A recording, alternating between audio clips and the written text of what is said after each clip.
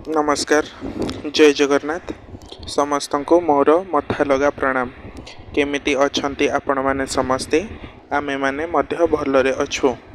Long video उपरे video करिया पाई आग्रह थिले मध्य वीडियो शूट करिया पाई, एडिटिंग करिया पाई और वॉइस ओवर करिया पाई सेतिकी समय मिले नाही।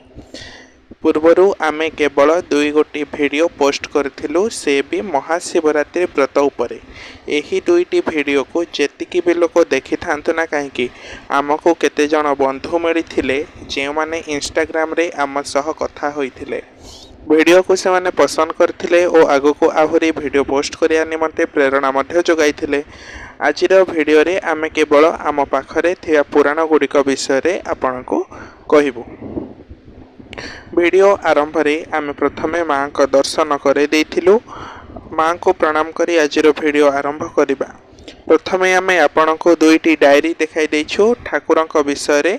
आमे जदि किछि नोआ कथा जानिबा को पाऊ ताहा आमे एठारे लिखि रखु। आमे जेतेबेले प्रथमे पूजा शिखुथिलु, आमर पर्वपर्वाणी ओसाव्रत ए सब किछि आमर मने रहु नथिला। सेथिपाई शेष मध्य आमे एथिरे लिखि रखिछु। प्रथमतिरे ओसाव्रत केबे केउ मासरे कौन पाई ए सब विषय रे लिखिछु। द्वितीय रे प्रतिदिन पूजा करिया समय रे आमे कौन सब मंत्र, स्तोत्र किंबा स्तुति पाठ करिबा से सब विषय रे लिखि रखिछु, जेमिति आमर मने रखिया पाई सब किछि सहज लागिबो। 2टी जाक डायरी रे केउ ठाकुरंकर कौन सब मंत्र, स्तोत्र, स्तुति लिखि रखिछु ताहा आपनको आउ गोटे वीडियो रे केबे देखै देबु।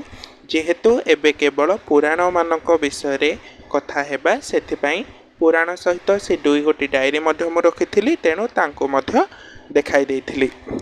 तापरे प्रथम रे अछंती श्री दुर्गा सप्तशती चंडी। एही पुस्तक को स्वयं मां दुर्गा स्वरूप कहिले मध्य ताहा अत्युक्ति हेब नाही। वीडियो सहित आम कथार तालमेल रही न पारे, सेथिपाई आमे आपनको प्रथमरु क्षमा मागी नेउछु। चंडी पुस्तक परे अछंती श्रीमद् भगवत गीता। ये गीता पुस्तकटी इस्कन संस्था तरफरु प्रकाशित। इस्कन संस्था को आमे विरोध करुथिले भी, जेहेतु आम प्रिय जने सार आमको उपहार रे देइथिले, सेथिपाई पुस्तक रहिछंती। महाविष्णु पुराण, टीका शिव पुराण, श्री जगन्नाथ पुराण, पुरुषोत्तम महात्म्य, चंडी पुराण, गरुड़ पुराण, श्री सूर्य पुराण, चंद्र पुराण, टीका नृसिंह पुराण, ब्रह्मांड पुराण, नारद पुराण, पद्म पुराण, बृहत महालक्ष्मी पुराण आम पाखरे अछंती। एही समस्त पुराण मध्यरु केतेक मुख्य पुराण जेमिति श्री महाविष्णु पुराण, शिव पुराण, गरुड़ पुराण, नृसिंह पुराण, ब्रह्मांड पुराण, नारद पुराण और पद्म पुराण अछंती। श्री जगन्नाथ पुराण, चंडी पुराण, सूर्य पुराण, चंद्र पुराण और महालक्ष्मी पुराण एमाने हेले समस्ते उपपुराण।